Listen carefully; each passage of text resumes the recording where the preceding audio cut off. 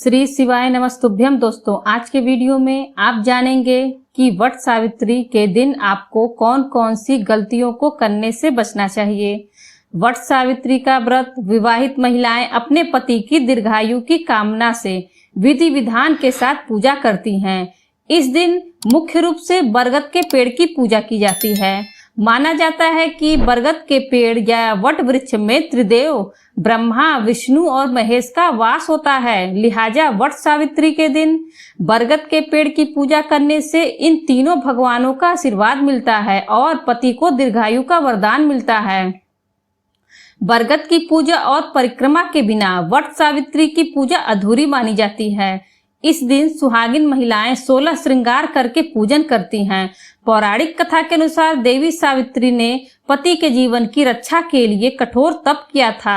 माता सावित्री के सतीत्व और पतिव्रता धर्म से प्रसन्न होकर यमराज ने उनके पति सत्यवान के प्राण बरगद के पेड़ के नीचे ही लौटाए थे। साथ ही यह वरदान दिया था कि जो भी सुहागिन महिला बरगद के पेड़ की पूजा करेंगी उसके पति की अकाल मृत्यु नहीं होगी और वह दीर्घायु होगा। इसलिए इस व्रत के दिन वट वृक्ष की पूजा की जाती है और व्रत का नाम भी वट सावित्री पड़ा है। आपको बता दें कि वट सावित्री का व्रत जेठ अमावस्या को है। इस साल वट सावित्री व्रत 6 जून दिन गुरुवार को है।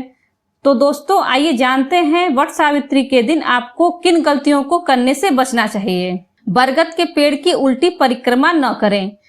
वट सावित्री व्रत में बरगद पूजा के कुछ विशेष नियम बनाए गए हैं और उसमें से सबसे प्रमुख है बरगद की सही तरीके से परिक्रमा करना। यदि आप बरगद के वृक्ष की परिक्रमा करती हैं, उसमें कच्चा धागा बांधती हैं, तो ध्यान रखें कि आपको भूलकर भी इसकी उल्टी परिक्रमा नहीं करनी चाहिए। यदि आप कई महिलाओं के साथ वट सावित्री की पूजा करती हैं तो आपको ये ध्यान रखना होगा कि इस तरह से परिक्रमा करें कि किसी का पैर परिक्रमा के समय किसी दूसरे को न लगे। इससे परिक्रमा खंडित मानी जाती है। काली चूड़ियां न पहने। इस दिन आपको काली चूड़ियां भी नहीं पहननी चाहिए और भूलकर भी ऐसी चूड़ियां न पहने जो कहीं से भी टूटी हुई हो। इसके साथ ही आप इस दिन 16 श्रृंगार करके ही पूजा करें तो आपके लिए ज्यादा शुभ होगा और पति को दीर्घायु का वरदान मिलेगा। बड़ों का अपमान न करें। वट सावित्री के दिन आपको भूलकर भी किसी बड़े का अपमान नहीं करना चाहिए।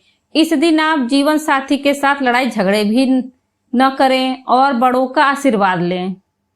इससे आपके जीवन में सदैव समृद्धि बनी रहेगी और मनोकामनाओं की पूर्ति होगी। प्रेगनेंसी में न करें बरगद की परिक्रमा। यदि आप प्रेग्नेंट हैं तो आपको वट सावित्री के दिन पूजन करना चाहिए, लेकिन बरगद की परिक्रमा नहीं करनी चाहिए। दरअसल प्रेगनेंसी में कोई भी परिक्रमा करने की मनाही होती है। आप प्रेगनेंसी में भले ही व्रत उपवास क्यों न कर रही हो, लेकिन परिक्रमा आपको नहीं करनी चाहिए। काले या नीले रंग के कपड़े न पहने। किसी भी पूजा पाठ में काले नीले रंग के कपड़े नहीं पहनने चाहिए। ऐसा माना जाता है यदि आप इस रंग के कपड़ों में पूजा करती हैं तो आपको पूजा का पूर्ण फल नहीं मिलता है। मुख्य रूप से वट सावित्री का व्रत सुहागिन महिलाओं के लिए होता है, इसलिए इस दिन आपको सुहाग के रंगों के कपड़े पहनने की सलाह दी जाती है। ऐसा माना जाता है कि इस दिन आपको लाल या पीले रंग के वस्त्र पूजा के समय पहनने चाहिए। इससे आपके जीवन साथी के साथ रिश्ते मधुर रहते हैं। बरगद की टहनी न तोड़ें। यदि आप वट सावित्री के दिन बरगद के वृक्ष को नुकसान पहुंचाती हैं तो आपके लिए शुभ नहीं माना जाता है। यदि आप इस दिन इसकी टहनी तोड़ती हैं तो आपके जीवन में समस्याएं आ सकती हैं, क्योंकि इस टहनियों को मां सावित्री का प्रतीक माना जाता है। इस दिन बरगद के वृक्ष की पूजा करना हर एक सुहागिन महिला के लिए शुभ माना जाता है। इस दिन आपको इस पवित्र वृक्ष को किसी भी तरह नुकसान नहीं पहुंचाना चाहिए। घर में वट वृक्ष की टहनी तोड़ कर लाने और पूजन के बाद उस टहनी को कचरे में फेंकने पर आप पुण्य की बजाय पाप की भागीदार बन सकती हैं। ऐसे में इस पाप से बचने के लिए भूल कर भी ऐसा न करें और वट वृक्ष के नीचे जाकर सामूहिक रूप से उसकी पूजा करके पुण्य लाभ प्राप्त करें। व्रत कथा अधूरी न छोड़ें। यदि आप वट सावित्री व्रत करती हैं और इस दिन बरगद की पूजा करती हैं तो ध्यान रखें कि आपको भूल कर भी इसकी कथा बीच में नहीं छोड़नी चाहिए। वट सावित्री की कथा अधूरी छोड़ने से आपको इसका पूर्ण फल नहीं मिलता है और भावी जीवन में समस्याएं आ सकती हैं। पहली बार वट सावित्री व्रत ससुराल से नहीं मायके से करना चाहिए। दोस्तों, शादी के बाद पहली बार सुहागिनों को वट सावित्री का व्रत ससुराल से नहीं मायके से करना चाहिए और सुहाग की सामग्री भी मायके से ही लेनी चाहिए।